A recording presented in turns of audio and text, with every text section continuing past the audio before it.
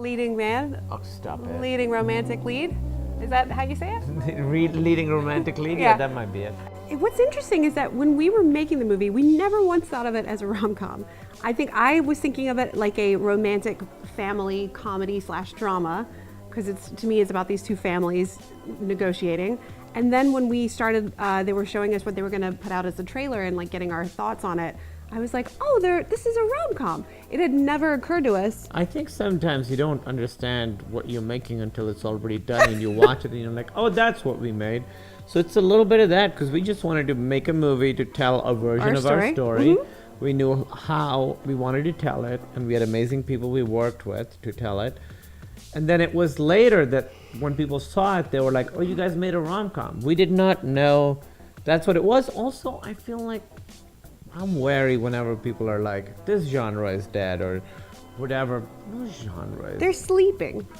The genre sleeps They're sometimes. just sleeping. A few weeks ago, nearing Valentine's Day, my mom asked me why there were no more romantic comedies being made. And the question kind of baffled me, because going back to a decade ago, every major studio was pumping out constant romantic comedies. You can make them on mid-sized budgets and make a huge fortune. But nowadays, barely any are being made, and none from major studios. I mean, the genre has birthed some great films, a lot of mediocre ones, and some bad ones, but the genre has a lot of opportunity that hasn't been taken advantage of. So why aren't there any more romantic comedies? I'm Derek, this is Comic Fade, and today we'll be talking about the disappearance of the romantic comedy.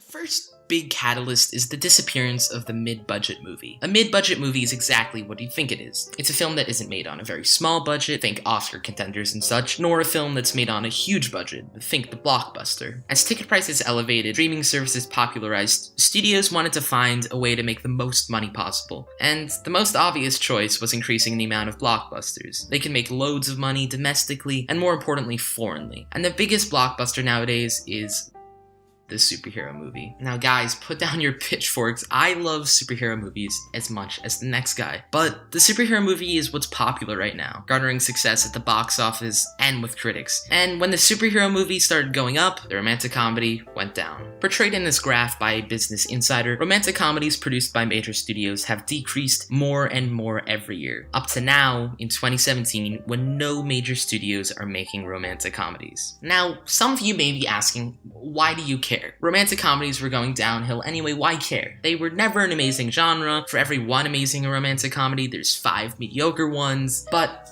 I have 3 words to say to you. The Big Sick.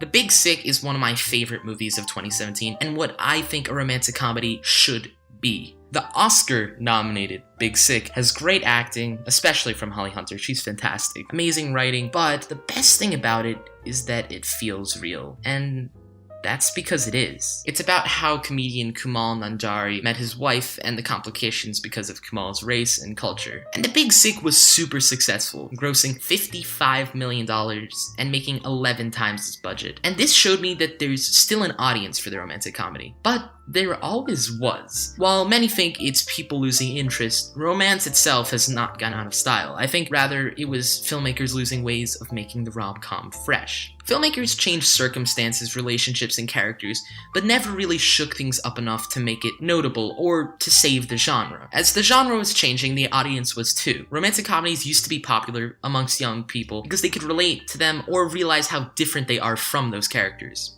They'd want a relationship like that and envy that ride into the sunset type of relationship. The current young audience doesn't have romantic relationships like the typical romantic comedy had in the past. In today's culture, there isn't an urgency to get married, and there are tons of new ways that people date nowadays, with a little invention called the internet. Dating websites and apps are also increasingly popular. Romantic comedies didn't catch on to these trends and have paid the price. Director Michael Suski said in a THR article, audiences aren't tired of romance romance. They're tired of formulas. There's still demand, and there always will be, for fresh and innovative stories that are smart and nuanced, and that is completely true. The films that I consider to be the best romantic comedies don't conform to the cliches that the genre has. When Harry Met Sally is about two people who love each other and remain friends until they don't. 500 Days of Summer jumps around Tom and Summer's relationship from day 1 to day 500. And The Big Sick is about a real relationship with racial themes in the forefront. People got sick of the genre and the cliches that came with it. Every male and female character were more or less the same across every movie. Women were portrayed as just love interests, men as the perfect muscular people, and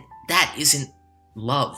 I think to push the genre forward, there needs to be more diversity, story-wise and in the characters. There needs to be more romantic comedies focusing on LGBTQ relationships or interracial ones, about online dating, or even set in high school or college. Romantic stories that need to be told or are new and fresh and can be funny at the same time. Romance is perhaps the most universal theme in all of pop culture, because everyone experiences it, and that's why we go to the movies, to see stories we relate to, stories we like, stories that reflect society and everything that comes with it. Genres need to innovate to stay alive. That goes for any genre, but especially the romantic comedy. So, show that there's still an audience for good romantic comedies, or even make the next great one. Make it so Judd Apatow isn't the only one making worthwhile romantic comedies, because what's better than a good love story?